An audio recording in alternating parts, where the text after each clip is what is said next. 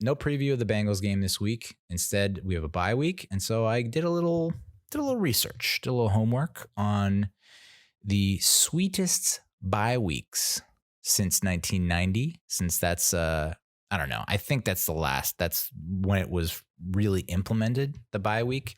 There were two bye weeks in 93, which they've kind of dabbled with bringing that back. And I mean, I wouldn't be mad at it. Extending the football season, fuck yeah. But here are the 7 sweetest bye weeks since 1990. I'm going from least to most sweetest, I guess you could say. There's 7 of them here. We'll start with the first one, and you're going to probably, blink a little bit like that white dude in the meme. 2015, okay? Now, we were 5-5 when we went into the bye week, but we only lost by 3 to the Saints on that crazy, ridiculous, punt return with the penalty in the last second field goal. And then the final score was 52-49. It was a hell of a shootout. Breeze versus Eli. We then blew out the Bucs and Jameis Winston. And then we lost to the Pats by 1. If you remember, that was the game where Landon Collins had the game-ending interception in his hands, but he fell and hit the ground and the ball came loose. So we could have, you're looking at potentially beating the Saints and the Pats going into the bye. That would have been a 3-game win streak, possibly longer. So we're looking at, we could have been 7-3 at the break in 2015. We could have been 7-3. And it's not to mention that we also lost by 1 to the Cowboys in the opener. So we could have very well been 8-2 at the break, which would have been like, I don't know how we would lose momentum there.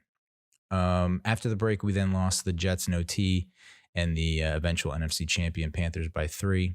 In an alternate reality, we go 11-5 in 2015. So it's amazing how, 2015, 2016, one was whatever it was, 6-10. The other one was 11-5. But the ball bounces a different way in each season, and you're looking at the role reversal there. And maybe Coughlin doesn't get fired. If we go 11-5, he's definitely not getting fired. And then who knows how the franchise proceeds from there? Will we have McAdoo? Will we have Shermer? Will we have Joe Judge? Next sweetest bye week was 2004. We lost the opener to Philly bad, but then we won 4 straight. And we'd only win 2 more after the break, but 5 of those losses were by 7 or fewer points. So 2004, you look back at the final record and you're like, it was a lost season. Eli was growing, but a lot of close ball games, and we got off to a nice start, and we made the switch when we didn't. I don't know. I think we made the switch at 5-3 or 5-4. So we started 4-1, and then we kind of, Warner had the fumbling problem, and everyone thought he was donezo and over the hill, and then he led the Cardinals to the freaking Super Bowl. Next sweetest bye week was 1999. After starting 2-3, we reeled off 3 straight.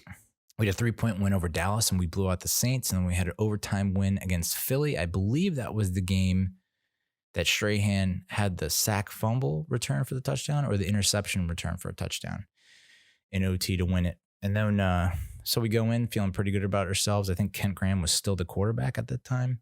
And then we would lose 3 straight after the bye. And then Kerry Collins took the reins, and I don't know that he fared that much better, but the offense looked a little bit better. And we finished, I think we finished 7-9 that year, or 8-8, missed the playoffs. Next up at number 4, or I guess if you're counting down reverse, so that was 7-6-5. Yeah, this is 4. It's the same either way. So the 4th sweetest bye week, it was the 2000 season. We got off to a 5-2 start. We beat the Falcons and Cowboys before the break, then beat the Eagles and Browns coming out of the break. That was a Super Bowl season. 2010, so this is the 3rd sweetest bye week, was in 2010. We started 1-2, and then we won 5 straight, capped by a thriller in Big D.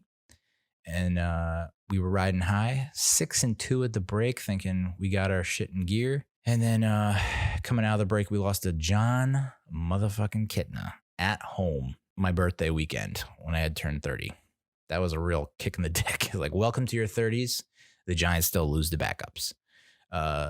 And that was also the year that we played the game that shall not be named against the Eagles at home when I thought we were going to the Super Bowl. And then it all came crashing down. The 2nd sweetest bye week was 1997. They started the season 1-3, but reeled off 5 straight wins to get to 6-3, beating the Saints, Cowboys, Cardinals, Lions, and Bengals in overtime. And And I think one of those games, the Saints game, maybe Dave Brown was still the quarterback. I just saw like a highlight from Big Blue VCR on Twitter. I was like, oh shit, I forgot Dave Brown actually started a few games there before Danny Cannell took over.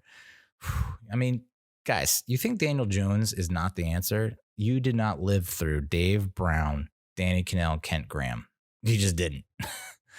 And then the sweetest bye week of all time. Oh, so in 97, after the break, we ended up going 10-5-1 that season. So you start off 6-3, and then we ended up losing.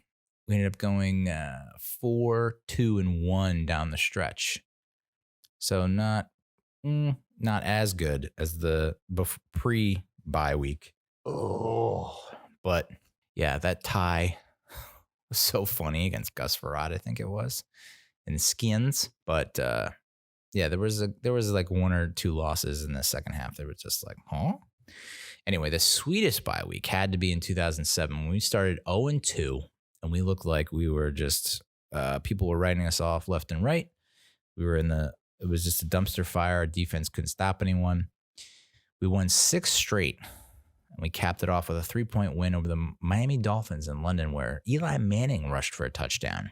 That's back when Giants quarterbacks didn't rush for touchdowns. And now it seems to be happening every other week with Danny Dimes. But we would go 4-4 down the stretch after the bye. 3 of those losses were by double digits.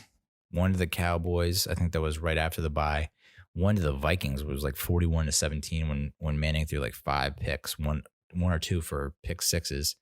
And then we just lost to like the Skins at home by 12 points to like, I can't even remember the dude's name. Rex Grossman was in 2011, but this was like, I can't even remember the dude's name. He was number 10, and we just couldn't move the ball. I think Shockey, that's the game that Shockey went down. That was Shockey's last game with the Giants because he was hurt for the rest of the season into the playoffs through the Super Bowl, and then he was traded during the 2008 draft to the Saints. Whew. So those are the 7 sweetest bye weeks since 1990.